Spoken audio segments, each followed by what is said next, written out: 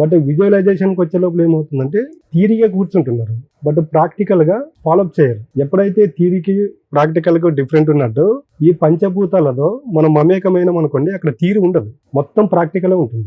దానికి మనం ఏం చెప్తున్నామంటే విజువలైజేషన్ సబ్ కాన్షియస్ మైండ్ అవసరం లేకుండా పంచభూతాలతో మమేకమై అనుసంధానం అయితే చాలు, మనిషికి ఏది కావాలో అది ఖచ్చితంగా 100% వచ్చి తీరుతుంది.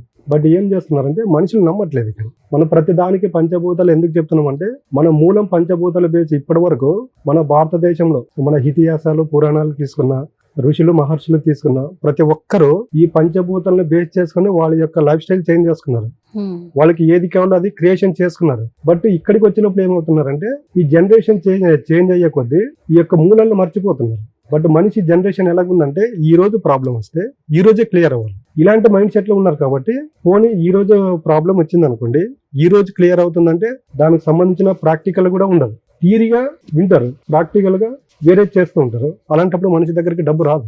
ఎన్ని రోజులున్నా సమస్యలతో నలిగిపోతుంటేనే కానీ డబ్బుని తీసుకునే మార్గాలు అనేది దొరకట్లేదు. పంచభూతాలతో ఎవరైతే ప్రాక్టికల్ గా అనుసంధానం అవుతారో ఎగ్జాక్ట్ గా రిజల్ట్ ఉంటుంది. బట్ మన వాళ్ళు ఏం చేస్తున్నారంటే పంచభూతాల లోపల ఇదేదో పెద్ద క్రియ అనుకొని ఎవరు ఫాలోఅప్ చేయట్లేదు.